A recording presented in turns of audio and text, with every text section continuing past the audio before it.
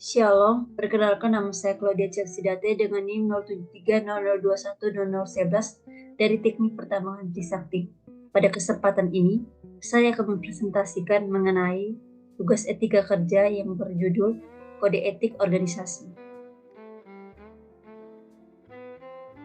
Yang pertama itu profesi. Profesi merupakan suatu pekerjaan yang menuntut kemampuan intelektual khusus yang diperoleh melalui kegiatan belajar dan pelatihan yang bertujuan untuk menguasai keterampilan atau keahlian dalam melayani atau memberikan akses kepada orang lain dengan memperoleh upah atau gaji dalam jumlah tertentu. Profesi juga merupakan suatu jabatan atau pekerja yang menuntut keahlian daripada anggotanya. Artinya, profesi tidak bisa dilakukan oleh sembarang orang yang tidak dilatih dan tidak disiapkan secara khusus untuk melakukan pekerjaan tersebut. Ciri-ciri dari profesi. Yang pertamanya itu adalah adanya pengetahuan khusus yang biasanya keahlian dan keterampilan ini dimiliki berkat pendidikan, pelatihan, dan pengalaman yang cukup lama. Yang kedua itu adanya kaidah dan standar moral yang sangat tinggi. Hal ini biasanya setiap pelaku profesi mendasarkan kegiatannya pada kode etik profesi. Yang ketiga, mengabdi pada kepentingan masyarakat. Artinya setiap pelaksanaan profesi harus meletakkan kepentingan pribadi di bawah kepentingan masyarakat.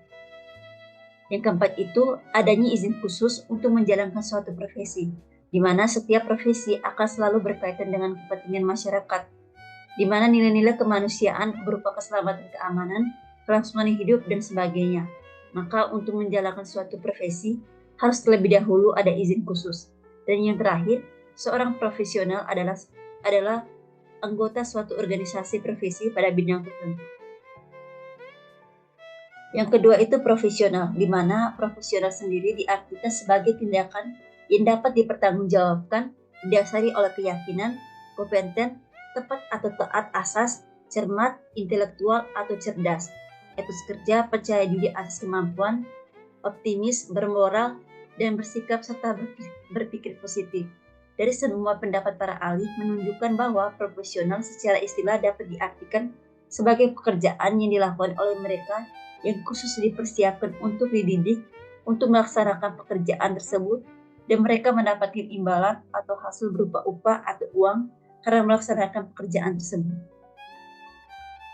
Selanjutnya itu yang ketiga itu kode etik profesi, di mana kode etik profesi ini merupakan norma yang ditetapkan dan diterima oleh sekelompok profesi yang mengarah atau memberi petunjuk kepada anggota bagaimana seharusnya berbuat dan sekaligus menjamin mutu profesi itu di mata masyarakat.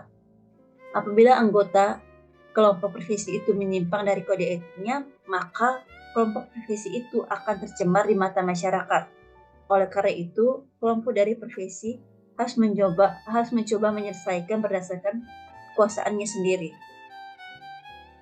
Yang selanjutnya ini yang pertama itu kode etik profesi perhapi, di mana sebagai layaknya dokter, pengacara, penilai, akuntan, notaris, dan sebagai profesi lainnya, CPI sesungguhnya melakukan praktek dalam mengaktualisasikan profesionalismenya serta memiliki dampak terhadap publik. Dengan demikian, harus mematuhi kode etik yang dikeluarkan oleh organisasi profesi tempat CPI tersebut bernaung. Untuk mencegah pelanggaran moral harus ditunjang dengan kompetensi dengan kode etik. Oleh karena itu, Perhapi menerapkan prinsip kode etik sebagai berikut. Yang pertama itu perlindungan kepentingan umum. Yang kedua itu K3LH. Yang ketiga itu transparansi dan tanggung jawab. Yang keempat konflik kepentingan. Yang kelima bekerja sesuai kompetensi. Yang keenam menjaga reputasi dan integritas profesi. Yang ketujuh bersaing usaha yang sehat. 8 kepatuhan terhadap nilai-nilai masyarakat, hukum perundangan. 9 membantu masyarakat dalam menegakkan hukum. Dan yang terakhir itu membantu membangun praktik profesi yang baik. Selanjutnya yaitu yang kedua itu adalah profesi kode etik profesi Persatuan Insinyur Indonesia atau PII. Di mana kode etik Persatuan Insinyur Indonesia ini mencakup prinsip-prinsip dasar yang harus diikuti oleh para insinyur Indonesia. Kode etik profesi Persatuan Insinyur Indonesia ini dikenal dengan nama Catukarsa Sabta Dharma. di mana Catukarsa Dharma ini terbagi menjadi dua. Yang pertama itu Catukarsa Insinyur Indonesia. Prinsip-prinsip dasarnya itu terbagi menjadi 4. Yang pertama, mengutamakan keluhuran budi. Yang kedua, menggunakan pengetahuan dan kemampuannya untuk kepentingan kesejahteraan umat manusia. Yang ketiga, bekerja secara sungguh-sungguh untuk kepentingan masyarakat sesuai dengan tugas dan tanggung jawabnya. Yang keempat, meningkatkan kompetensi dan martabat berdasarkan keahlian profesi keinsinyurannya.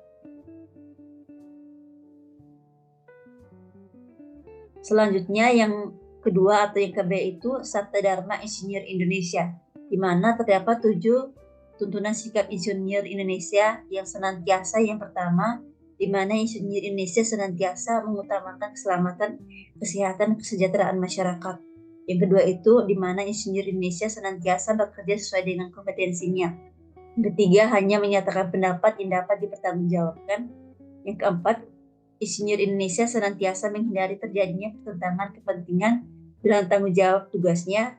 Yang kelima, insinyur Indonesia senantiasa membangun reputasi profesi berdasarkan kemampuan masing-masing. Yang keenam, insinyur Indonesia senantiasa memegang teguh kehormatan, integritas, dan martabat profesi. Dan yang ketujuh itu, insinyur Indonesia senantiasa mengembangkan kemampuan profesionalnya. Yang ketiga itu kode etik Ikatan Apoteker Indonesia, di mana apoteker itu merupakan suatu profesi yang mempunyai keahlian dan kewenangan di bidang kefarmasian, baik di apotek, rumah sakit, industri, pendidikan, dan di bidang lainnya yang berkaitan dengan bidang kefarmasian. Apoteker di Indonesia bernaung di bawah organisasi profesi apoteker yang disebut dengan Ikatan Apoteker Indonesia. Seorang apoteker yang baru lulus uji kompetensi akhir juga disumpah seperti profesi kesehatan lainnya seperti dokter. Yang pertama itu ada kewajiban umum, di mana seorang apoteker harus menjunjung tinggi, menghayati dan mengamalkan sumpah atau janji apotekernya. Di mana implementasi kode etik yang pertama ini sumpah janji apoteker yang harus diucapkan seorang apoteker untuk dapat diamalkan dalam pengabdiannya harus dihayati dengan baik dan dijadikan landasan moral dan setiap tindakan dan perilaku. Dalam sumpah apoteker ada beberapa poin yang harus diperhatikan. Yang pertama, melaksanakan asupan kefarmasian. Yang kedua, merahasiakan kondisi pasien, resep dan medical vision record untuk pasien. Yang ketiga, melaksanakan praktik profesi sesuai landasan praktik profesi yaitu ilmu, hukum, dan etik. Yang kedua, seorang apoteker harus aktif mengikuti perkembangan peraturan perundang-undang di bidang kesehatan pada umumnya dan bidang farmasi pada khususnya. Di mana implementasinya ini tidak ada alasan bagi apoteker tidak tahu peraturan perundang yang berkaitan dengan kefarmasian. Untuk itu, setiap apoteker harus selalu aktif mengikuti perkembangan peraturan, sehingga setiap apoteker dapat menjalankan profesinya dengan tetap berada dalam koridor peraturan perundangan yang berlaku.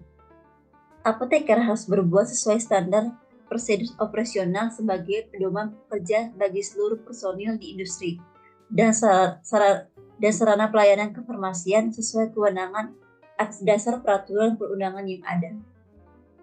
Selanjutnya itu kewajiban apoteker terhadap pasien, di mana seorang apoteker dalam melakukan praktik kefarmasiannya harus mengutamakan kepentingan masyarakat, menghormati hak asasi pasien, dan melindungi makhluk hidup insani. Di mana implementasi kode etik yang ketiga ini, setiap tindakan dan keputusan profesional dari apoteker harus berpihak kepada kepentingan pasien dan masyarakat. Seorang apoteker harus mengambil langkah-langkah untuk menjaga kesehatan pasien, khususnya janin, bayi, anak-anak, serta orang yang dalam kondisi lemah. Seorang apoteker harus yakin bahwa obat yang diserahkan kepada pasien adalah obat yang terjamin mutu, keamanan, dan kesehatan, dan cara pakai obat yang tepat. Seorang apoteker harus menjaga kerahasiaan pasien, rahasia kefarmasian, dan rahasia kedokteran dengan baik. Seorang apoteker juga harus menghormati keputusan profesi yang telah ditetapkan oleh dokter dalam bentuk penulisan resep dan sebagainya.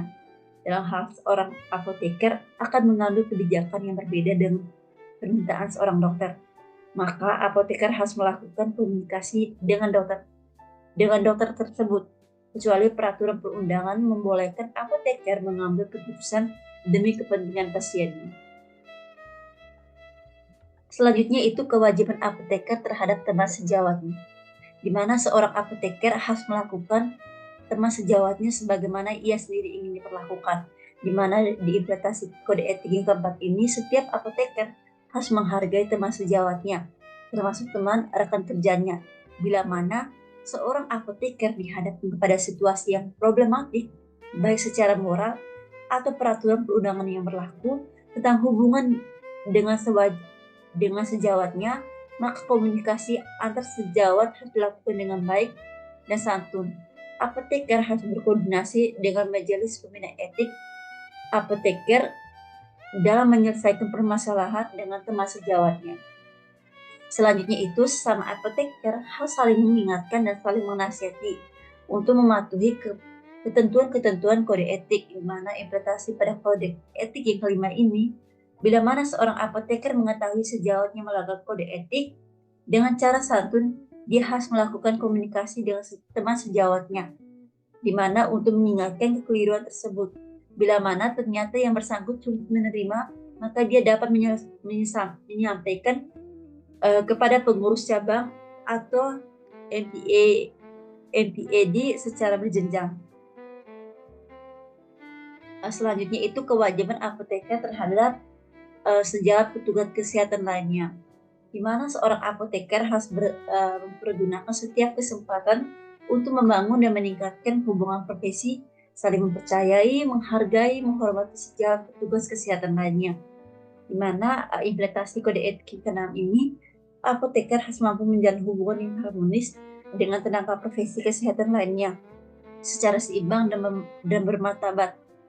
Dan yang terakhir itu, seorang apoteker hendaknya menjauhkan diri dari tindakan atau perbuatan yang dapat mengakibatkan berkurangnya atau kehilangan kepercayaan masyarakat kepada sejawat petugas kesehatan lainnya. Di mana implementasinya ini, bila mana seorang apoteker memenuhi hal-hal yang kurang tepat dari pelayanan profesi kesehatan lainnya, maka apoteker tersebut harus mampu berkomunikasi dengan baik kepada profesi tersebut, tanpa yang bersangkutan harus merasa dipermalukan. Dan yang terakhir ini merupakan contoh kasus pelanggaran kode etik profesi, di mana berikut ini adalah beberapa contoh kasus pelanggaran kode etik profesi di Indonesia. Yang pertama itu kasus runtuhnya jembatan Kutai Kartanegara pada tahun 2019 yang dianggap sebagai pelanggaran etika profesi insinyur karena jembatan tersebut runtuh saat masih tergolong baru, hanya berumur sekitar 10 tahun sejak pembangunannya selesai pada tahun 2001. Yang kedua itu seorang apoteker bernama Yuli Setiorini melaporkan apoteker tempat dia bekerja karena menjual narkotika dan psikotropika tanpa izin. Namun tindakannya ini malah membuatnya dipidanakan dan dihukum 4 bulan penjara. Yang keempat itu kasus pelanggaran kode etik profesi oleh Aki Motka, mantan ketua Mahkamah Konstitusi atau MK. Aki Motka ini terbukti melakukan pelanggaran kode etik dan perilaku hakim konstitusi seperti menerima suap dan melakukan perjalanan luar negeri tanpa seizin. Berikut merupakan dasar pustaka atau daftar referensi dari PPT saya, dan sekian presentasi dari saya. Apabila ada salah kata atau penyampaian, mohon dimaafkan. Atas pengertiannya saya mengucapkan terima kasih. Shalom.